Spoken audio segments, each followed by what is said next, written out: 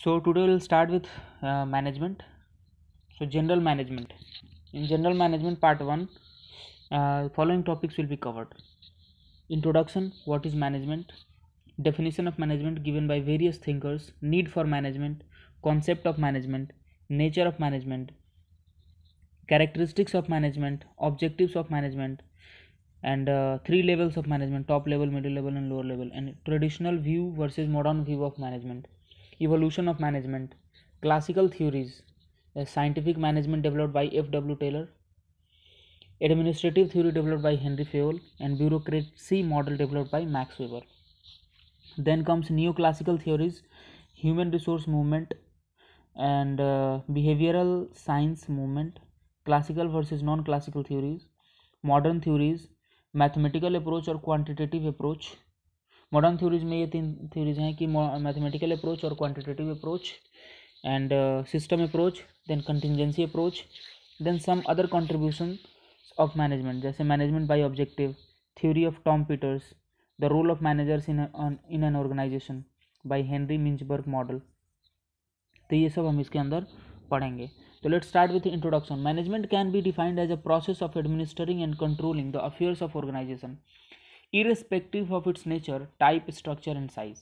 चाहे ऑर्गेनाइजेशन किसी भी साइज का हो, किसी भी नेचर का हो या किसी भी स्ट्रक्चर का हो, उसको एडमिनिस्टर करना और कंट्रोल करना ऑर्गेनाइजेशन के अफेयर्स को ही मैनेजमेंट है.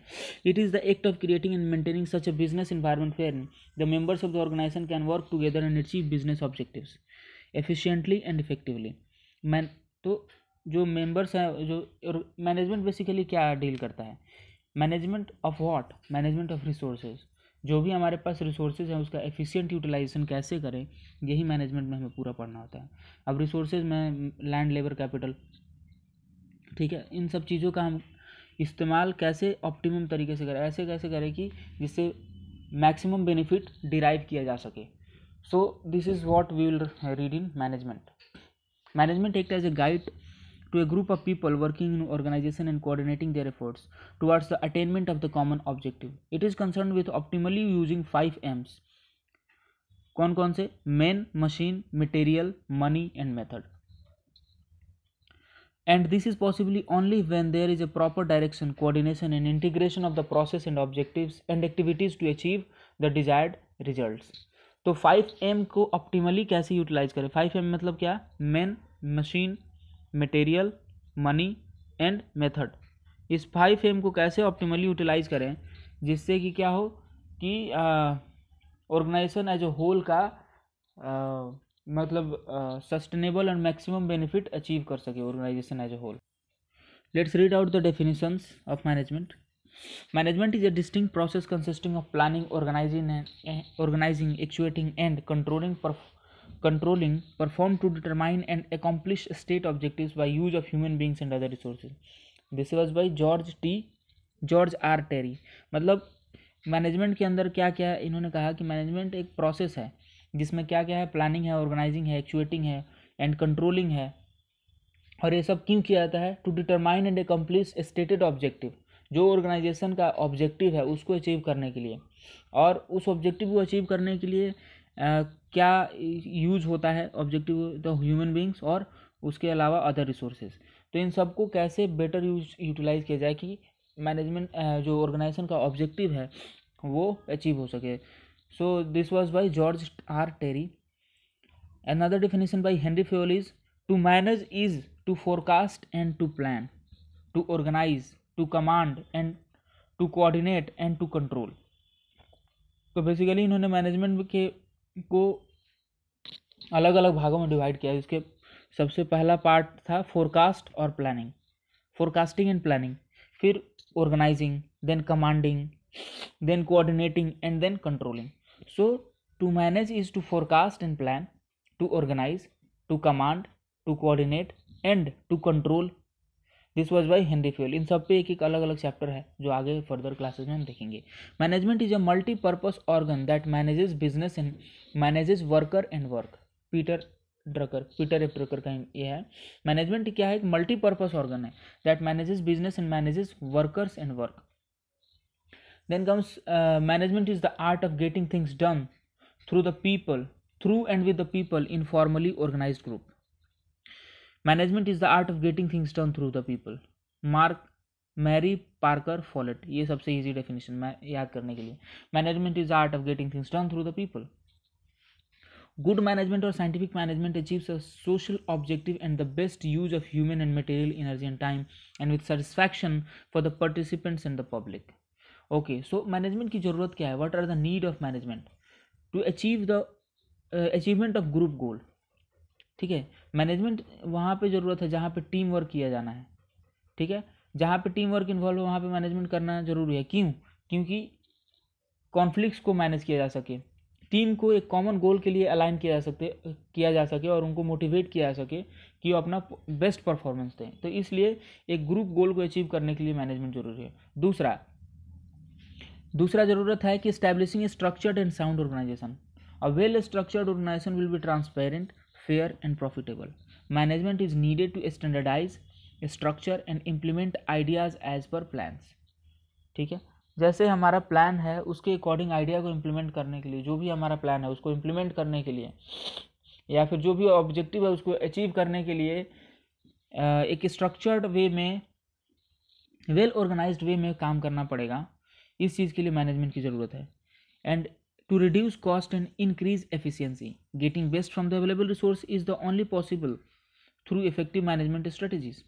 right, reduce cost, जैसे effective utilization होगा resources का तो cost अपने आप reduce होगा और efficiency बढ़ेगा. so trying out new things, management is also needed to try out new things. Management is needed to promote innovation and taking calculative risk while implementing new ideas, thereby increasing probability of success. Adoption to change for survival in innovation.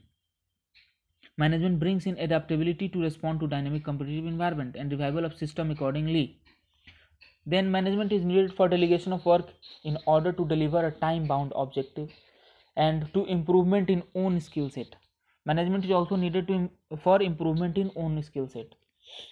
Just constant updation of own skill set according to the market dynamic, thus contributing to business in a better way, can only be done with the proper planning, vision and management. So these are the reasons why we need management. Then comes concept of management. Management as an activity. ठीक है, management को as ए activity अगर देखते हैं तो group activity, management is a group activity directed towards achievement of decided goals which include interpersonal, decisional and informative objective activities. Then management as a process. It is a set of interrelated functions including planning, organizing, staffing, directing and controlling. Right? ये Henry Fayol ने बोला था कि management को as a process. Henry Fayol, forecast, to plan, to organise, to command and to coordinate and control, ये Henry Fayol का के वचन थे. Okay, fine. So management as a process, it set interrelated functions including planning, organizing, staffing, directing and controlling. Management as an economic resource, important factor of production as it combines and coordinates all the available resources. Management as a team consisting of those people who hold the responsibility of directing and coordinating other people's effort and keep working towards the common goal.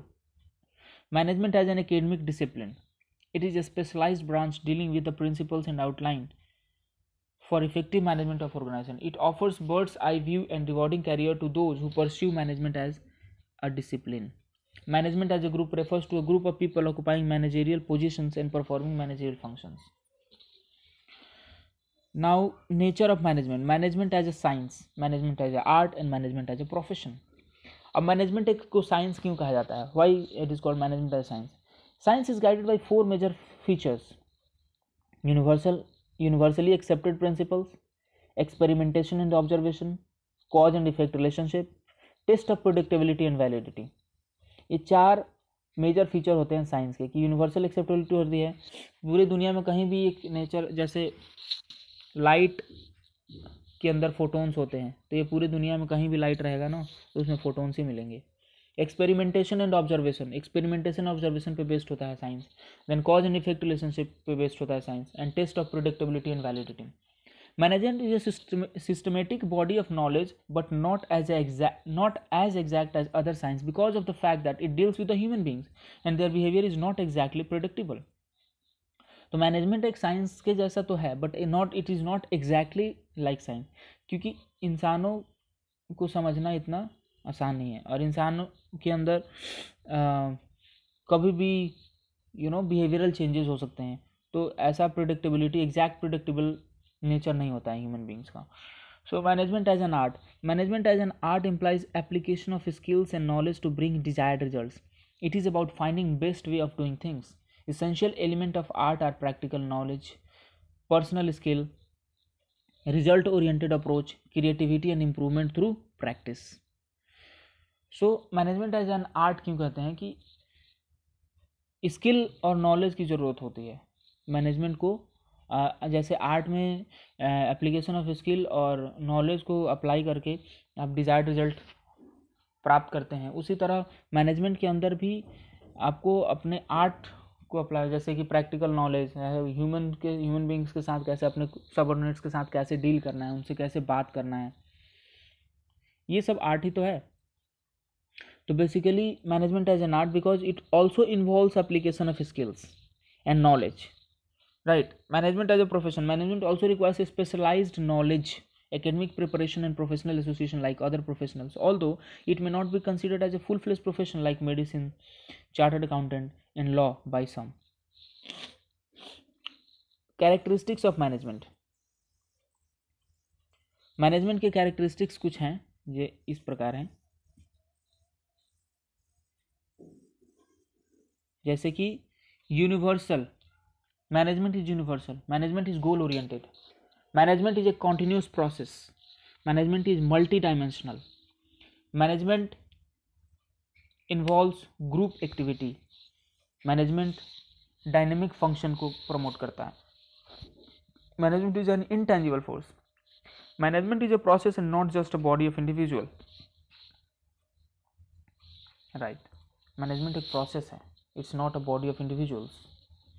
जैसे कि top management है तो वही management नहीं है, एक process है. Top management guideline देता है, जैसे बोर्ड ऑफ डायरेक्टर्स है, वो गाइडलाइंस प्रोवाइड करते हैं कि ऐसे ऐसे करना है, और उसको ये करना है, और उसके बाद कैसे उसको उस काम को कैसे परफॉर्म किया जाएगा, ये प्रोसेस में डिवाइडेड होता है. जैसे planning, organising, staffing, directing and controlling. तो ये एक प्रोसेस है management. It's not just a body of individual. आप बोर्ड ऑफ डायरेक्टर्स को मैनेजमेंट नहीं कहेंगे. Management takes place through the people, hence it is a social process, right? Management is a result oriented and action based. Management is a group activity directed towards a common goal. Management is intangible, invisible government or spirit which functions and guides people. ठीक है. Management exactly काम तो नहीं करता, जैसे वो बताता है कि भाई 4 लोगों की टीम बनाओ, ठीक है, उस 4 लोगों की टीम में कौन कौन से टाइप के एक्सपर्टीज के लोग होने चाहिए, तो फिर वो लोग जो 4 लोग होंगे वो काम करेंगे एक्चुअल. बट मैनेजमेंट तो बस ये बताया ना, इंटेंजिबल, मतलब बिहाइंड द स्टेज वाला काम है मैनेजमेंट का. So it is intangible, invisible spirit. Management is interacting financial, is integrating in financial, physical and human resources and getting the best output. It is both art as well as science. What to achieve and how to accomplish. ठीक है.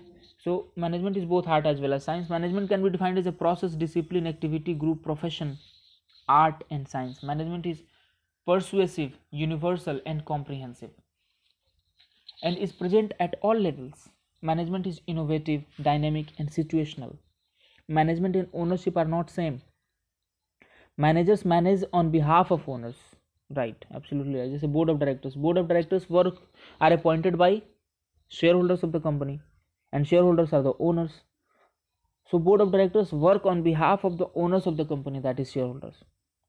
Management is dynamic and influenced by economic, social, political and human resource. Right. Objective of management. Management objective can be broadly classified into 3 categories, जैसे organizational, social and personal objective. ठीक है. तो organizational objective क्या है? To apply to whole organization considering benefits of all stakeholders. सबका भला कैसे हो. ये ऑर्गेनाइजेशनल ऑब्जेक्टिव। जैसे सबके अंदर कौन आते हैं, एम्प्लॉयज आते हैं, मैनेजमेंट आते हैं, कस्टमर और गवर्नमेंट आते हैं। This also includes economic benefit related to survival, growth and profit of an organisation. Then come social objective. क्या है मैनेजमेंट का, considering societal needs in terms of their problems, expectations and benefits while carrying out managerial activities fall under this domain. Main social objective of management are providing with employment opportunities, saving environment from pollution and contributing towards improvement of living standards.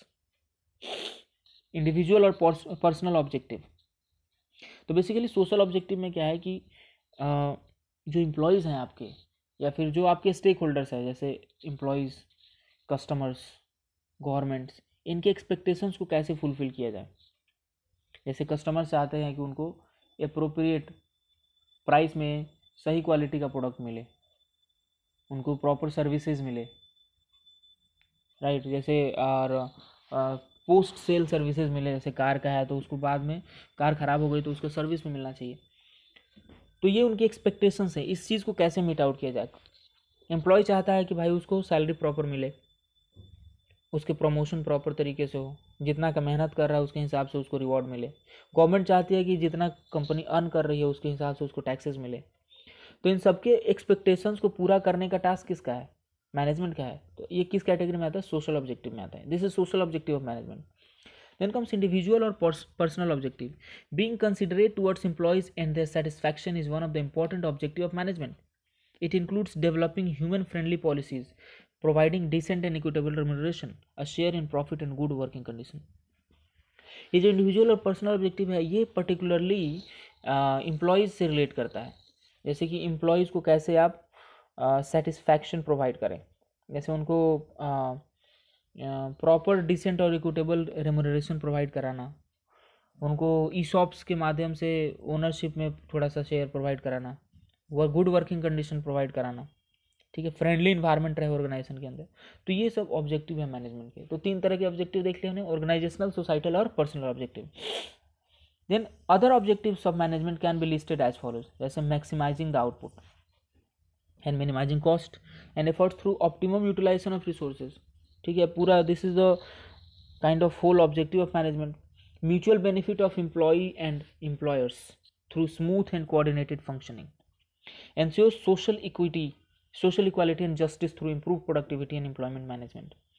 Then increase effectiveness available resources through best combination and application, minimizing risk through forecasting, communication and flexibility, future planning through evaluating present performance, revision and improvisation. Level of management, top level, middle level and lower level of management. Top level में कौन कौन आते हैं, CEO, board of directors, managing और executive directors who possess ultimate authority over goals and policies of organization. Role of top management includes laying down objectives, vision, mission and policies, issuing required instructions for preparing budgets, procedures and schedules etc. ठीक है, strategic planning and policy formulation, appointment of middle level managers and controlling activities of all departments. ये top level management का काम है। CEO, top level management consist of CEO, board of directors, managing executive director. तो इनका role क्या है, फिर से पढ़ते हैं। जैसे ब्रॉड ऑब्जेक्टिव या ऑर्गेनाइजेशन के विजन, ऑर्गेनाइजेशन के मिशन और पॉलिसीज को बनाना, issuing required instruction for preparing budget, procedure and schedules etcetera. ये बजट बनाना है तो उसके लिए रिक्वायर्ड इंस्ट्रक्शन प्रोवाइड करना है। Strategic planning and policy formulation, appointment of middle level managers and controlling activities of all department, external networking and connections, responsible for performance of organization, providing guidance and directions.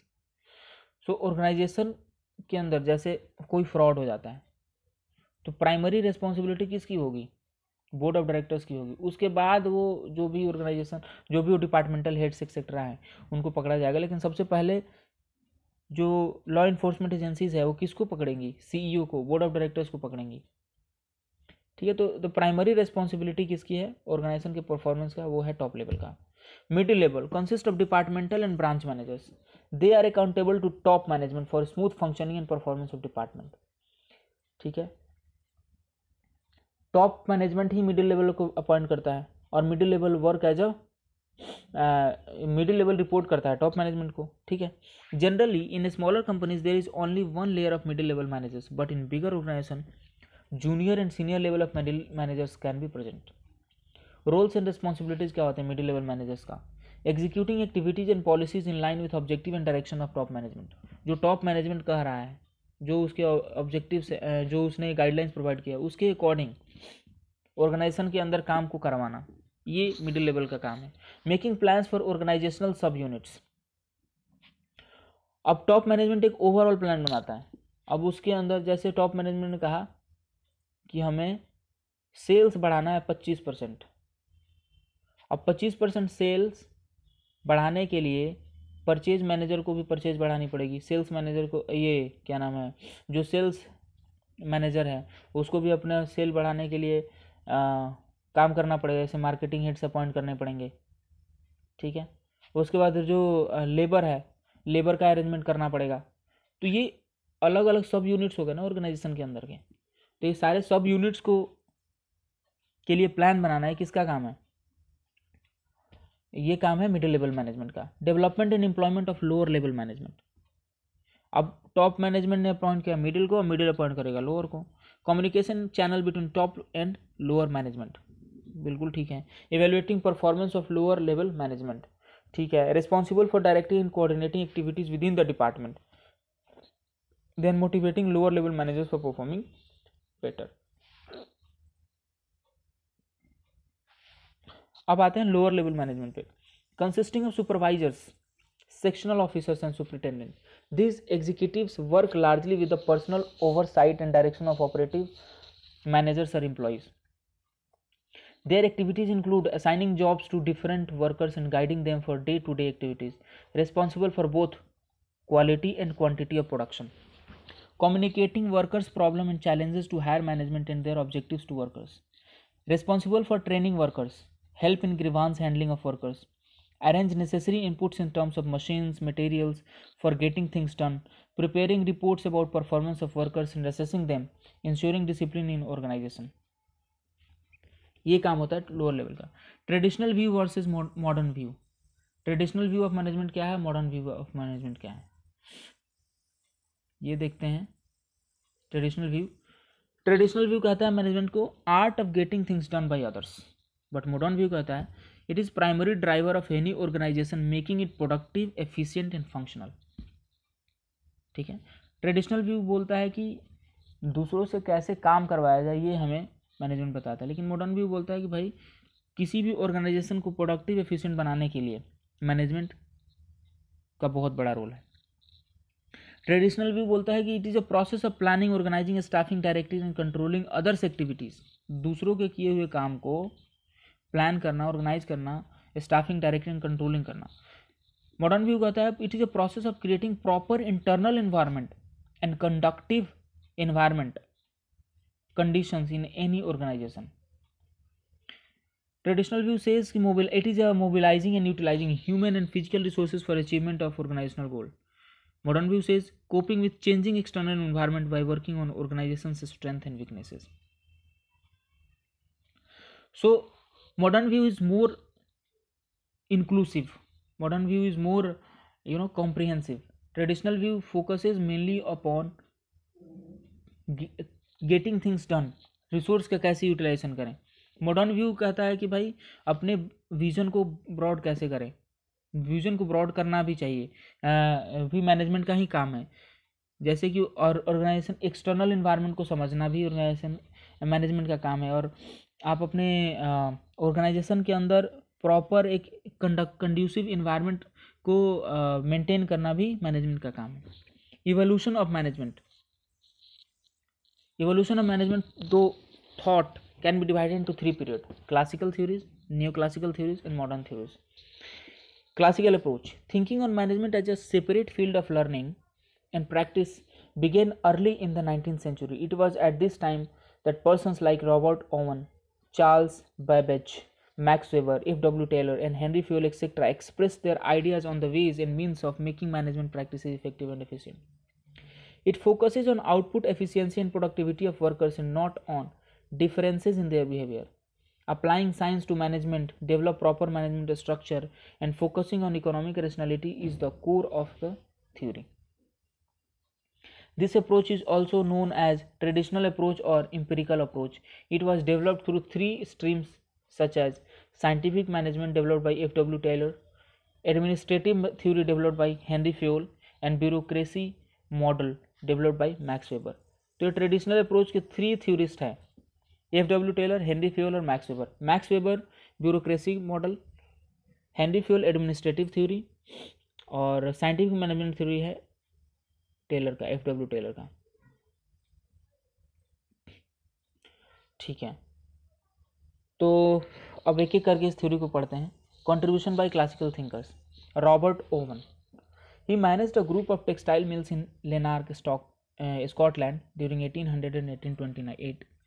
He carried out many experiments and introduced many social reforms. He emphasized that workers' performance was influenced by the total environment in which they worked. He said employees are machines and their maintenance is necessary. Throughout his life, he worked for the building up of a spirit of cooperation between the workers and management.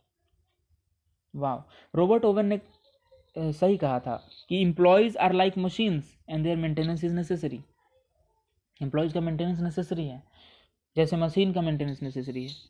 ठीक है, तो management और employ दोनों के बीच में coordination बिठाने का शुरुआत और प्रयास रॉबर्ट ओवन ने किया.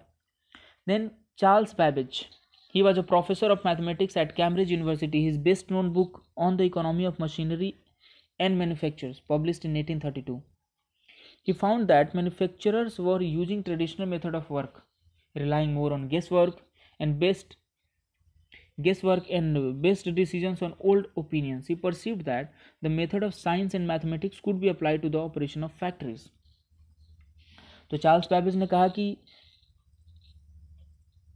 सिर्फ गेस वर्क के ऊपर रिलाई होकर काम नहीं करना है, मैथमेटिक्स और साइंस को अप्लाई किया जा सकता है मैनेजमेंट के अंदर भी. Then scientific management by Frederick Winslow Taylor. F.W. Taylor. Scientific management. It focuses on best way to perform a job and get the highest efficiency and production levels from workers. The growth of factory system led to numerous problems in production and labour control. Managers could not solve the problems by trial and error methods. ठीक है, the result could not be predicted, so the need arose for the better management techniques. F.W. Taylor is being called as the father of scientific management. Basically इन्होंने ये जो Robert oven की बात थी कि Charles Babbage ने जो कहा था कि गेस वर्क के ऊपर काम नहीं कर सकते हमेशा, उसी को आप मतलब उन्होंने चार्ल्स बैबेज ने साइंटिफिक मैनेजमेंट की एक तरह से बात करनी शुरू करी और F.W. टेलर ने उसके ऊपर थ्योरी बनाना शुरू किया. राइट, तो इन्होंने F.W. टेलर ने कहा कि भाई हर चीज़ को predict, results could not be predicted, हालांकि results could not be predicted but हमेशा आप ट्रायल एंड एरर मेथड के बेसिस पे काम नहीं कर सकते, ये F.W. टेलर ने कहा. तो इन्होंने साइंटिफिक मैनेजमेंट की तरफ पॉइंट आउट कराया, ध्यान आकर्षित कराया सबका, इसलिए इनको फादर ऑफ साइंटिफिक मैनेजमेंट भी कहा जाता है.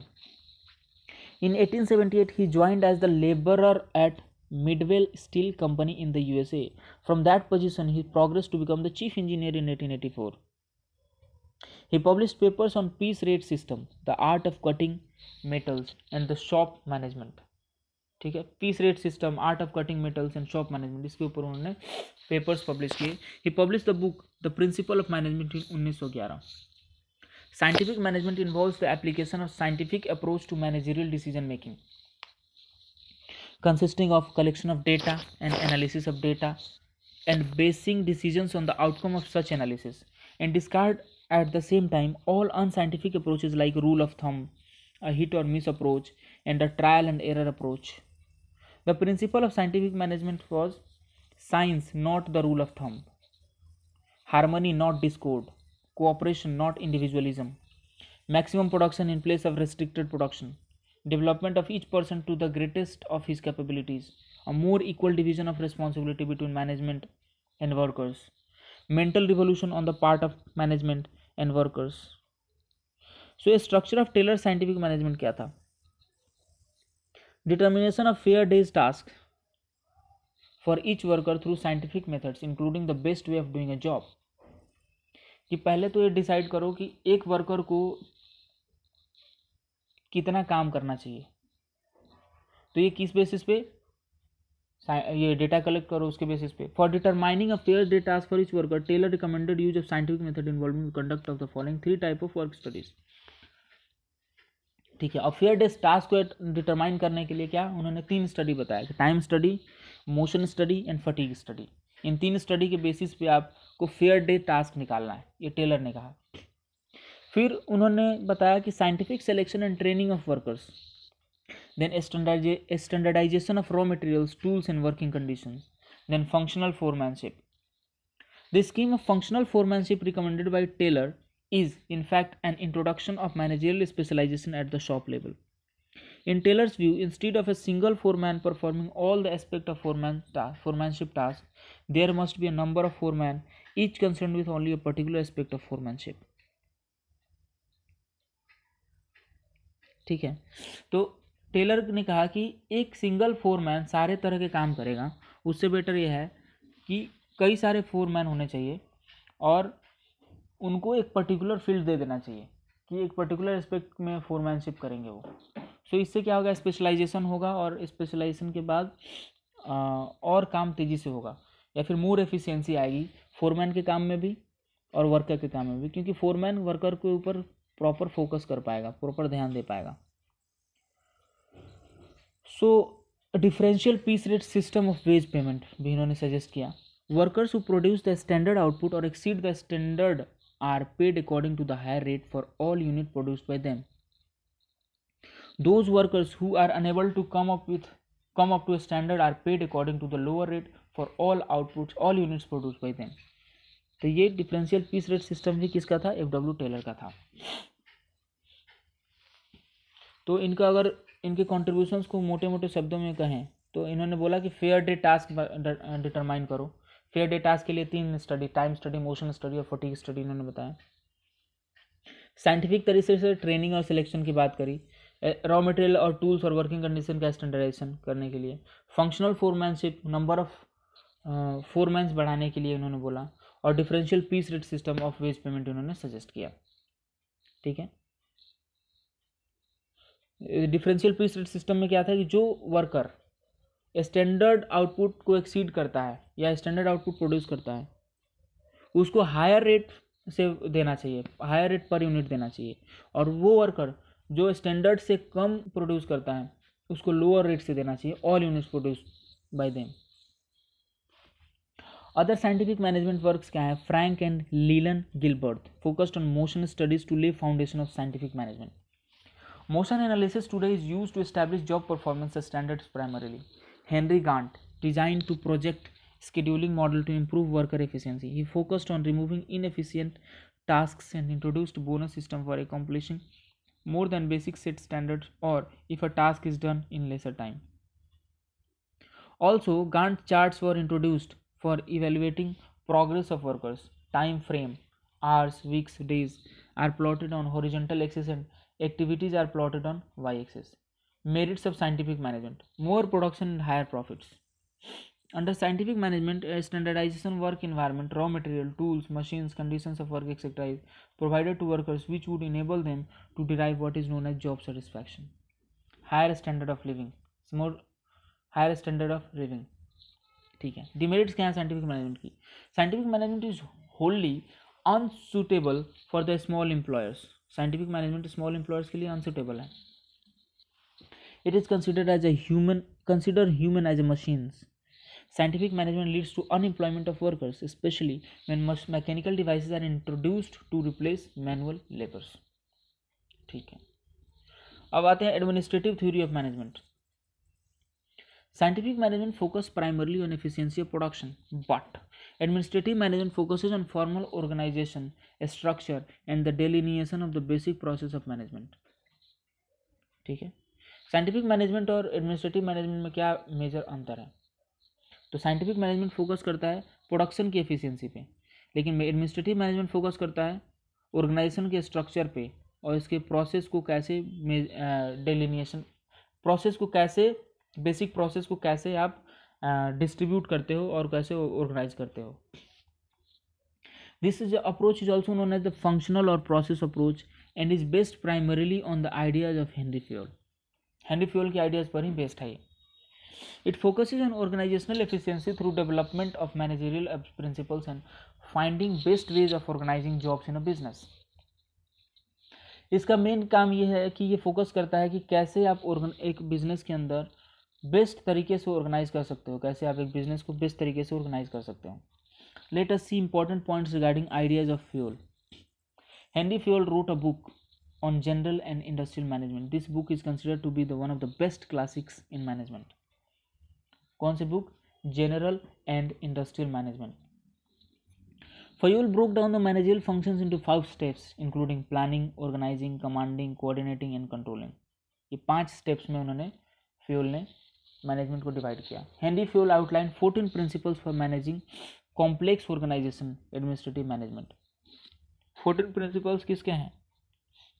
कॉम्प्लेक्स ऑर्गेनाइजेशन को मैनेज करने के 14 प्रिंसिपल किसने दिए? फ्यूल ने दिए, हेनरी फ्यूल. ठीक है. सो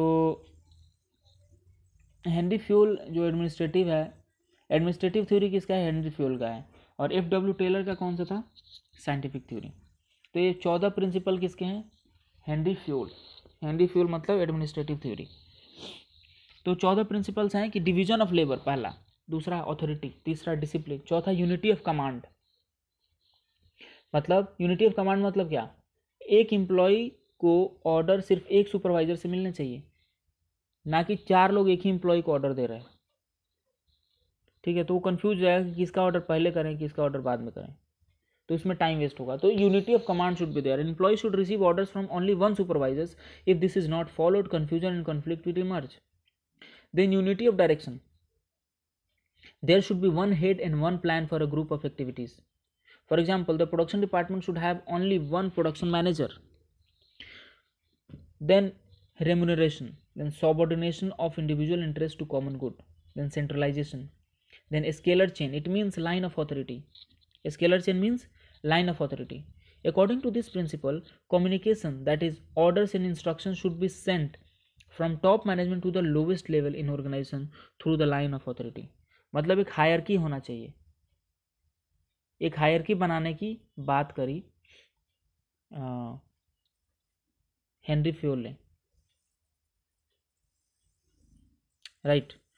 सो एक हायरकी होना चाहिए इन्फॉर्मेशन पास करने के लिए. This will call scalar chain. Then order, then equity. Organisation में ऑर्डर मेंटेन होना चाहिए. Then equity. इक्विटी मतलब ownership, ownership distribution. Stability of staff. Staff ऐसा नहीं है कि लेबर टर्नओवर बहुत ज़्यादा हाई हो, स्टाफ के अंदर स्टेबिलिटी होना चाहिए. Initiatives. Esprit de corps, that is team spirit.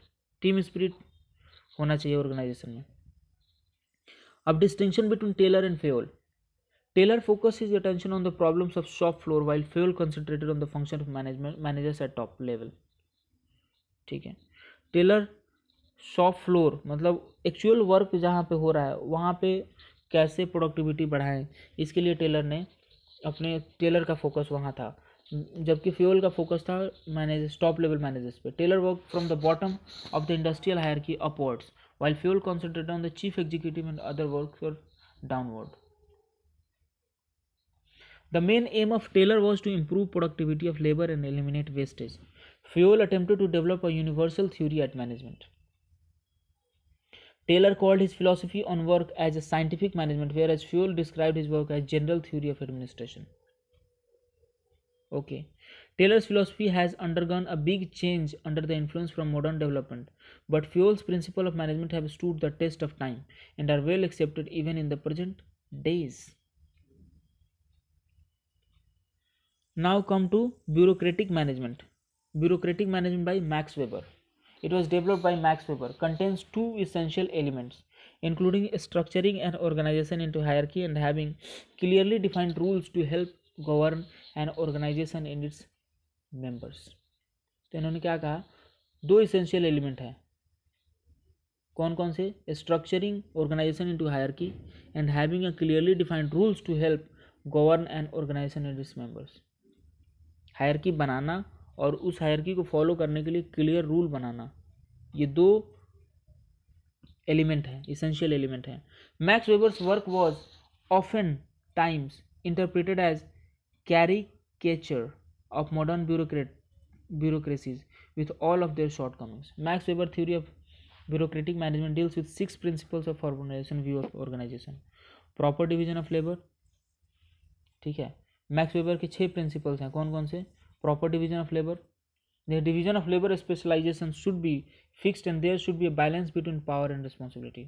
Then chain of command, the chain of command or organizational hierarchy should be constructed in a way that information related to decision and works can flow effectively from top to bottom. ये F.W. Taylor की तरह, Henry fuel की तरह इन्होंने भी chain of command को ऊपर emphasise किया कि कमांड जो है टॉप लेवल से आना चाहिए, टॉप टू बॉटम आना चाहिए। And separation of personal and official property, owners and organizations assets are separate and can be treated as same by the owner or the organizations, इसलिए separation of personal और official property रखना चाहिए। Application of consistent and complete rules, there should be proper rules and regulations in the organisation for running the organisation, these rules should be followed in every step of organisation and they are equally applicable to every member of the organisation. Then selection and promotion based on qualifications, ठीक है, एक तो consistent and complete rules को follow करना चाहिए और selection और promotion qualification के ऊपर होना चाहिए, क्वालिफिकेशन बेस्ड होना चाहिए। Selection promotion workers should be based on equalisation like skills, experience, age, it should not be influence by personal relation and benefits, personal relation और बेनिफिट के ऊपर प्रमोशन नहीं होना चाहिए, ठीक है, सिलेक्शन नहीं होना चाहिए। Training in job requirements and skills, okay, he also focused on training. Limitation of classical theories of management, अब क्लासिकल थ्योरी की क्या लिमिटेशन है, this theories considered economic motivation, that is money, as the only form of motivation for workers to perform best and don't highlight on other needs like social security, power needs, etc. Best way of, तो इन्होंने जो motivators के रूप में सिर्फ money को लिया कि मनी वो एक as a motivator, other factors को इन्होंने इग्नोर किया। Best way of doing a job is objective, is subjective and hardly such a thing exists. Division of labor brings in monotony and increases the risk of reduction in skill set of workers. Only focus on achieving highest level of production and following rules brings in unintended consequences at time like reduction in motivation of workers. सिर्फ आप अगर production पे focus रखते हैं तो worker सोचेंगे कि management selfish है, हमारे बारे में कुछ सोचता नहीं है, तो उनका मोटिवेशन डाउन जाएगा, ठीक है, तो ये इसका लिमिटेशन रहा। Employees are treated as part of machine and thus an assumption that they will conform to work setting if financial incentives are lucrative. It also brings risk of job elimination. Employees को as a machine treat किया गया। Ignores external influences over organisation, ठीक है, external organisation के ऊपर external influences भी रहते हैं उसको, लेकिन इग्नोर किया गया इस थ्योरी के अंदर, क्लासिकल थ्योरीज में। अब आते हैं new classical theories. New classical, the theories under classical models focused on improving productivity through changes in organizational structure, factory redesign, and scientific modeling. Humans were considered as mere machines for generating output. This led to criticism from various thinkers. The focus of new classical theories shifted towards inculcating behavioral sciences into management. जैसे classical theory में man को as ए machine treat किया गया था ना, तो इस चीज़ से उसको काफ़ी क्रिटिसाइज किया गया। तो न्यू क्लासिकल थ्योरी में बिहेवियरल साइंस को भी इंक्लूड करने की कोशिश की गई, that is finding best way to motivate and support employees in an organisation. Two important movements in new classical theories are human relations movement and behavioural science movement. The human relations movement deals with finding way which will encourage better performance of workers, improving working conditions in ways other than monetary factors like lowering working hours, introducing rest periods, or enhancing social interaction at workers lead to improved productivity. तो जैसे हमने अभी देखा कि classical theory में money को ही as a major नहीं soul motivator माना गया था, तो ये ह्यूमन रिलेशन मूवमेंट में जो न्यू क्लासिकल थ्योरिस्ट थे उन्होंने इंट्रोड्यूस किया कि नहीं, अदर देन मनी भी कई चीज़ें हैं जो मोटिवेट करेंगी, जैसे वर्किंग आवर को कम कर देना, रेस्ट पीरियड इंट्रोड्यूस करना, ठीक है, सोशल इंटरेक्शन एट बढ़ाना, वर्क पे काम पे जहाँ पे हैं वहाँ पे सोशल इंटरेक्शन बढ़ाना, ठीक है। तो इस चीज़ को प्रोपाउंड करने वाले थे Elton Mayo and Mary Parker Follett are the main contributors of human relation approach. तो एल्टन मायो के बारे में देखते हैं थोड़ा सा, जो ह्यूमन रिलेशन अप्रोच को स्टार्ट किए थे, कंट्रीब्यूट किए थे इसके अंदर। He was a professor of industrial research at the Harvard graduate business, ठीक है। Elton Mayo and his associate contributed much to this approach. Mayo is called as a father of human relation approach. He is known for his work which is commonly referred as the Hawthorne studies. He focused on understanding workers' problems and the ways of addressing them. According to him, humans are one of the most influential and powerful inputs for any organization, and their needs other than economic needs cannot be ignored. His endeavor was to propagate beliefs pertaining to human beings' motivation through fulfillment of social needs, respect, recognition, participation, and other non-monetary benefits in addition to monetary ones. तो basically Elton Mayo ने कहा कि भाई monetary के साथ साथ other non monetary benefit भी motivate करते हैं एम्प्लॉयज़ को। हाउथॉर्न स्टडीज क्या है? Hawthorne studies illumination study design to test the effect of lighting intensity on workers' productivity, influencing on human relations on work behavior. Influence of human relation on work behavior. Relay assembly test room study. Interviewing program. Bank wiring room observation study. ये Hawthorne studies हैं, ठीक है। Let's see some of other important points of Hawthorne studies. These are experiments conducted to determine effect of better physical facilities on workers' performance.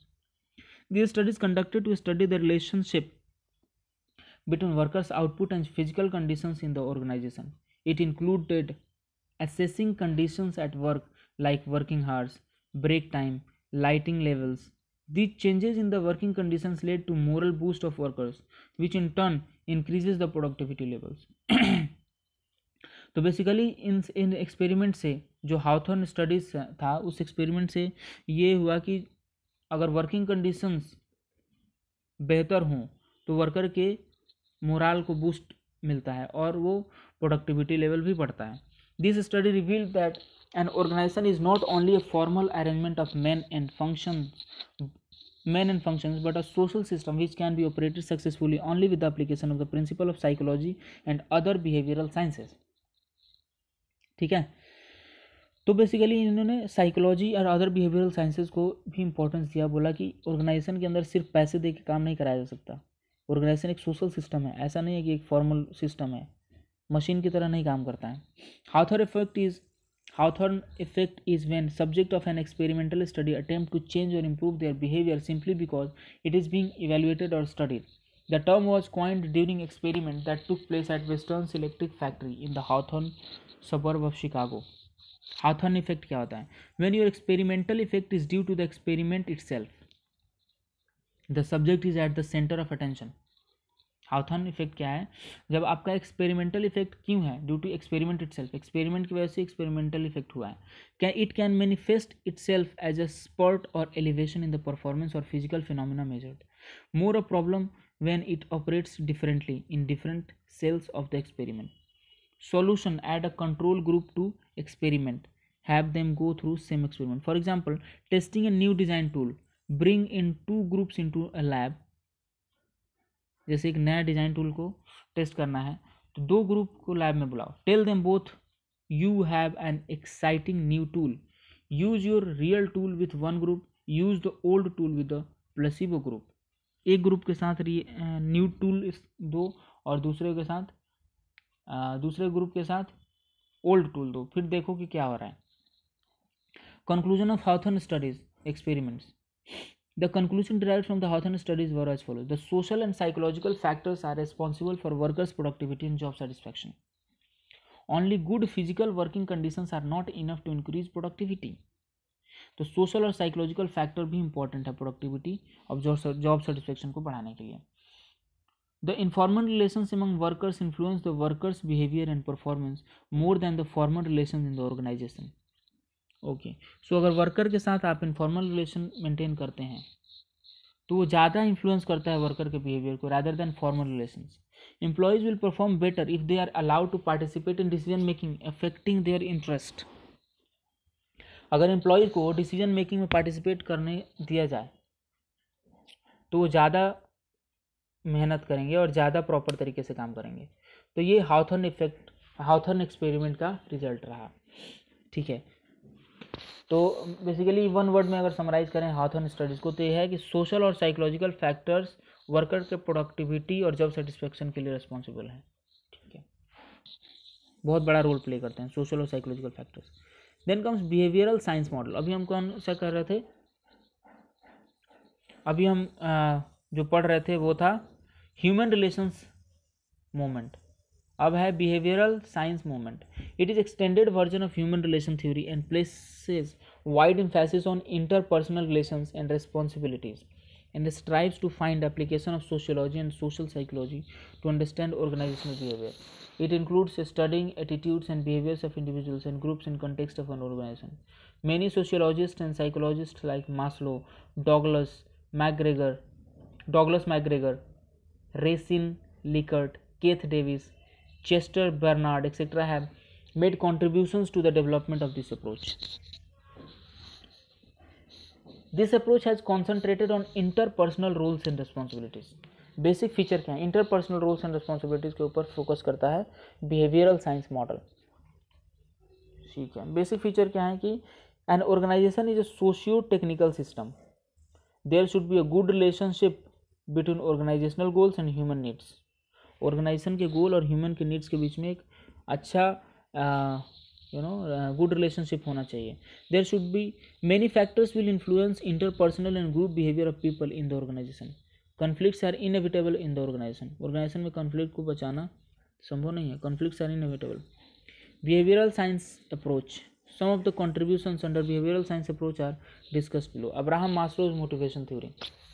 Behavioral science approach के contributions क्या हैं? Abraham Maslow के motivation theory. Douglas McGregor's XY motivation theory. ठीक है, Maslow के motivation theory पढ़ते हैं. He has propounded a general theory of motivation known as need hierarchy theory. Need hierarchy theory किसकी है? मास्लो की है. ये कौन से बिहेवियरल साइंस अप्रोच है? The feature of this theory are human needs are multiple, complex and inter related. इंसान की ज़रूरतें क्या है? मल्टीपल हैं. इंसान की ज़रूरतें कॉम्प्लेक्स है और इंटर रिलेटेड हैं. The need for a particular structure और hierarchy. As soon as one need is satisfied another need emerges. जैसे ही एक नीड कंप्लीट हुआ दूसरा नीड इमर्ज हो जाता है. A satisfied need is not a motivator. ठीक है, एक नीड जो सेटिस्फाई हो गया वो मोटिवेटर नहीं है. Various need levels are interdependent and overlapping. Various need levels are interdependent and overlapping. Douglas McGregor का XY मॉडल थ्योरी है. रेंसिस लिकर्ट्स का leadership style. He is best known for the classification of management style into 4 categories. Exploitative, autocratic. Subordinates are given no participation in decision making because leaders have no confidence in them. ये है exploitative autocratic model. ये किसने दिया है? Rensis लिकर्ट्स leadership style है. ठीक है. Then comes benevolent autocratic. Management has condescending confidence in subordinating just as a master has towards a servant. Then participative. Employees are allowed to participate meaningfully in decisions affecting their lives. Then comes democratic. Leaders have full confidence in subordinates, therefore participation is meaningful. So Rensis Linkert ने develop किया the concept of linking pin to integrate individual and organizational goals. Lender this approach each group is in this approach each group is integrated with other group in the organization by meaning of persons who are members of more than one group. Such member are known as linking pins. जैसे एक person है वो 4 अलग अलग group में member है तो उस पर्सन को क्या बोलेंगे? लिंकिंग पिन बोलेंगे. मतलब वो 4 अलग अलग ग्रुप की बातों को चारों में वो स्प्रेड करेगा और चारों की गुड और बैड प्रैक्टिसेस को शेयर करेगा. इससे क्या होगा? ज़्यादा एफिशिएंसी आएगी. Limitations of neoclassical theories of management. Over emphasis on human variables and ignoring monetary और economic rewards completely. हाँ, अब इनका क्या है, जो क्लासिकल थ्योरीज थे उन्होंने क्या बोला कि मॉनेटरी ही सब चीज़ है. अब न्यू क्लासेस थे, इन्होंने बोला कि नॉन मॉनेटरी ही सब चीज़ है. बट दोनों इंपॉर्टेंट है भाई. Assumptions that management and worker will always unite in lack of sustainable structure to resolve conflict arising between them. इनका एजम्पशन था कि मैनेजमेंट और वर्कर हमेशा साथ में मिलकर काम करेंगे. इन्होंने ये सोचा ही नहीं कि अगर उनको बीच में कॉन्फ्लिक्ट होता है तो उसको कैसे रिजॉल्व किया जाएगा. An employee focused approach make it more difficult for management to remove conflict causing employees or to resolve such issues. ये एक employee focused approach था न्यू क्लासिकल theorist का. Focus on lower level of organization, not on middle or upper level. Studies conducted on a static and limited variety of organizations and finding may not be relevant because of lot of assumptions. Assumptions बहुत ज़्यादा हैं. तो classical versus new classical theories देख लेते हैं. Focus, classical का focus क्या था, economic and functional demands. New classical का emotional and human aspects. Classical का स्ट्रक्चर था इम्पर्सनल और न्यू क्लासिकल का सोशल और इनफॉर्मल. क्लासिकल का एम्फेसिस क्या था, discipline, science and rationality. New classical का एम्फेसिस था social needs, security, recognition. Application, classical का एप्लीकेशन ऑटोक्रेटिक था और new classical democratic. Details, scientific, classical scientific, administrative and bureaucratic management. 3 model थे. साइंटिफिक मॉडल, ठीक है, and administrative model and bureaucratic management by Max weber. Scientific model किसका था, मैं नाम भूल जा रहा हूँ बार बार, सॉरी. साइंटिफिक मॉडल था टेलर का, F.W. टेलर का, और हेनरी फ्योल का था एडमिनिस्ट्रेटिव मॉडल. ठीक है. सो हाँ, तो scientific model F.W. Taylor, administrative model by Henri Fayol, bureaucratic management by Max Weber. New classical में Hawthorne, human relations and organizational behaviour model. ठीक है. Then goal of worker, Hawthorne model में एक बार क्या था कि साइकोलॉजिकल और सोशल जो बिहेवियर हैं ऑर्गेनाइजेशन के अंदर वो उनके लेबर्स के प्रोडक्टिविटी पे काफ़ी असर डालते हैं. ठीक है. Then goal of worker, classical में maximum remuneration and new classical में alignment with organizational goals. This are the goal of worker. ठीक है. मॉडर्न थ्योरीज आते हैं 1960 टू प्रेजेंट. 1960 से मॉडर्न थ्योरी शुरू हुआ. Modern theory, a synthesis of several theories. It focuses on complexity of organization in terms of interaction between workers and environment. It also present approaches place equal emphasis on man's and technology. Majorly, it is categorized into 3 streams: mathematical approach or quantitative approach, systems approach, contingency approach. तो mathematical approach क्या है, 3 approach है, mathematical approach, system approach या contingency approach. Mathematical approach देखते हैं, या management science approach, या quantitative approach, या operation approach. It gives a scientific basis for managerial decision making and includes mathematical models, process and precision in management. This contributes to structure thinking, management and discipline and systematic analysis of problems. A quantitative approach relies on scientific management, that is use of mathematics and statistics in problem solving. Operations management, combining inputs like material, capitals and workers which lead to smooth production of goods and services. Management information system, MIS, storing and analyzing past, current and projected data to generate useful insight which can aid in effective management. Basically data को कैसे store और analyze करें, इसका use कर सकें management में. Then systems management theory, transformation of input into output and implementing a feedback loop mechanism. ये system management theory. So the important quantitative approach under management sciences are CPM. अब ये quantitative approach है CPM. Quantitative approach के क्या है कि जैसे scientific management पे रिलाई करता है, ऑपरेशन मैनेजमेंट पे, मैनेजमेंट इंफॉर्मेशन सिस्टम पे एंड सिस्टम्स मैनेजमेंट. तो इन सब चीज़ों को यूज करके कुछ मैनेजमेंट थ्योरीज निकाली गई हैं. ठीक है. वो है जैसे CPM, PERT. CPM मतलब क्रिटिकल पाथ मेथड, PERT मतलब programme evaluation and review technique. These methods help in scheduling and managing complex projects. The assumption on which these are based is that any given task has one or more predecessors and one or more successor tasks as well except for the start and end nodes. Basically CPM और PERT का assumption क्या है कि एक कोई भी project को complete होने में कई सारे टास्क करने पड़ते हैं, task A B C D, ये स्टार्ट होता है, फिर चार टास्क परफॉर्म होते हैं, फिर उसके बाद एंड होता है। तो पार्ट में डिवाइडेड होते हैं होता है एक प्रोजेक्ट। इस एजम्पशन पे बेस्ड है सीपीएम और PERT method. Let us have a look at them elaborately. PERT method को देखते हैं। PERT involves planning, monitoring, evaluating and controlling projects where time taken for each activity is not known. PERT कहाँ apply करते हैं? जहाँ पे कौन सा एक्टिविटी कितना टाइम लेगा ये नहीं पता है। Various events necessary for final achievement of objectives are identified in this method and flow diagram of these events is made. Time taken for completion of each activity is estimated thoroughly through probability. ठीक है, इसमें क्या है, time taken actual पता नहीं है, तो उसका जो टाइम टेकन का एस्टिमेट है वो कैसे किया जाता है? प्रोबेबिलिटी मेथड के बेसिस पे। Then comes critical path method, CPM. Duration of individual activity is known. Thus, earliest possible start time and latest possible start time for each activity can be determined. In this method, critical activities are identified whose delay can delay the entire project. Critical path method में एक critical activity को identify किया जाता है. That is, duration of individual activities known. जैसे critical path method को apply किया जाता है CPM, जहाँ पे इंडिविजुअल एक्टिविटी का ड्यूरेशन पता होता है कि activity A B C D, तो ए कितने दिन में होगा, बी कितने दिन में होगा, सी कितने दिन में होगा, तो हमें ये पता होता है। Thus earliest possible start time and latest possible start time for each activity can be determined.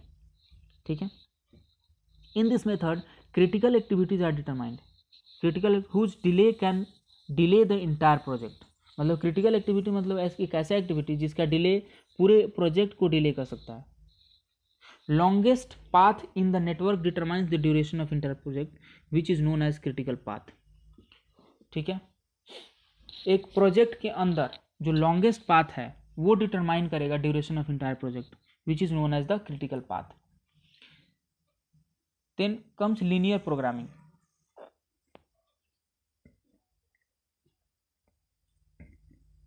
Sorry, this method is constraint optimization, which optimizes a given criteria with some constant. The relationship between objective function and constraint is linear. Different methods which are used in linear programming are game theory, decision theory, queuing theory, inventory models, and simulation. Operation management primarily deals with production management and similar fields. It ensures that a business is operating efficiently both in terms of resource needed and meeting customer requirement. It encompasses a Six Sigma approach which is focused towards achieving quality. Every Six Sigma project has a defined structure of steps and targets, and the tool which are used and attending charts, potential defects calculations, etc. Management information system design and implementation. Basically operation management क्या कहता है? Production management, और जैसे production management, sales management, ठीक है, inventory management, इन सब चीज़ों के लिए जो होता है ऑपरेशन मैनेजमेंट होता है। मतलब एक पर्टिकुलर जो डिपार्टमेंट है उसका मैनेजमेंट किया जाए, कैसे ऑपरेशन मैनेजमेंट के अंदर आता है। It encompasses six sigma approach इसके अंदर के थ्रू काम होता है। ठीक है, और उसके बाद MIS system, management information system, design and implementation of computer based information which is used by management for the purpose of decision making. MIS provides valuable information which is used for making strategic and critical decision. जैसे computer based हम reports निकालते हैं और management को provide करते हैं। जैसे कि एक रिपोर्ट निकालते हैं जिसमें क्या gross profit ratio, net profit ratio, या फिर जो वेस्टेज परसेंटेज कितना है, ठीक है, ये सब निकाल के हम मैनेजमेंट को देते हैं। उसके बेसिस पे मैनेजमेंट क्या करता है? डिसीजन लेता है अपना। इसके लिमिटेशंस क्या हैं? No weightage to human element, it makes decision making a time taking process, decision making is only part of managerial process, assumes that all variables for decision making are measurable and interdependent. If information is not updated, it can lead to wrong decisions. अगर MIS में approach है, अगर उसमें गलत information दे दिया तो पूरा decision ही गलत हो जाएगा। Then comes systems approach. Any organization is divided into subsystems which are interdependent and constantly interacting with each other. A system receives input in terms of material, energy, information, post, which it undergoes a transformation process and generates an output, which in turn serves as an input to some other system. ठीक है, तो एक जैसे system approach क्या करता है कि पूरे ऑर्गेनाइजेशन को अलग अलग पार्ट में डिवाइड करता है, जिसमें ये एजम्पशन है कि एक फंक्शन के ऊपर दूसरा फंक्शन डिपेंडेंट है. अगर एक फंक्शन फेल करता है दूसरा भी ऑटोमेटिकली फेल करेगा. The environmental element under which a system approach operate have potential to affect the entire system and its part. In management terms, a system is equal to an organization, meaning that any organization is composed of subsystems like resources, process, goods, information, and that coexist and interact to achieve organizational goals. Chester Bernard was the first one to utilize system approach in management by emphasizing on keeping a balance between events and conflicting forces. तो system approach सबसे पहले किसने start किया था? Chester Barnard ने. इसके limitation क्या है कि more intellectual appeal but less practically, complex for large organization. Then comes contingency approach. It has evolved from systems approach and focuses on integrating theory with practice. According to this theory, there exists no single best approach for management. Rather, everything depends on situation. अच्छा, ये भी बोलता है कि भैया कोई एक standard नहीं है, ये सिचुएशन टू सिचुएशन डिपेंड करेगा कि कौन सा मैनेजमेंट प्रैक्टिस बेटर है. It outlines an approach where behavior of any subunit is dependent on relationship with other subunits and environment under which it operates, and if a manager wants to change behavior of any subpart, he must try changing the situation which is influencing that behavior of that unit. तो अगर आप एक unit के behaviour को change करना चाहते हैं तो पूरे इन्वायरमेंट को चेंज करना पड़ेगा. ये इसका वो है. लिमिटेशन क्या है कि no theoretical base, assumption that manager will know all possible options before taking any action. तो मैनेजमेंट को सबसे सुपेरियर उस पर रखता है contingency approach. Some contributions of management, some other contributions to management by objective. जैसे Peter F Drucker originated the concept of management by objective. It stresses on participative management where managers at all levels participate in goal setting process so that individual performance synthesizes with organization performance. इसमें MBO क्या कहता है कि हर level के managers decision making में participate करने चाहिए. Theory of Tom Peters advocate the concept of liberation management which challenges the rigid organization structure that inhibits the people's creativity. Organization structures should be flexible. Modern managers are concerned with not only what happens inside the organization but also with what happens outside the organization. तो basically flexibility management के अंदर हो, ये Tom Peters का कहना है. Role of managers in organization. Henry Mintzberg, a well-known management researcher, studied actual managers at the work. In his first comprehensive study, Minchberg concluded that what managers do can best be described by looking at the manager's role they engage at work. The term managerial role refers to a specific actions or behavior expected of and exhibited by a manager. He divided managerial role into 3 heads. उन्होंने 3 head में Henry मिंचबर्ग ने manager को role को divide किया. Interpersonal role, informational role और decision role. Interpersonal role में क्या है? Figure head, as a leader, as a liaison. Informational role में क्या है कि he monitors, he is a disseminator and he is a spokesperson. In decision role, he is entrepreneur, he is disturbance handler and resource allocator and negotiator. So interpersonal role में he works as a leader. Manager plays a leader by planning, organizing, guiding, motivating. Liaison and communicator. Effectively communication, organization's vision to employees. Organization के vision को employees को बताना, ठीक है. Customer, employees और other managers के बीच में एक लाइजन का काम करना. Figure head for organisation, symbolises organisation for customers and building a rapport with organisation, ठीक है. ऑर्गेनाइजेशन को रिप्रेजेंट करता है मैनेजर.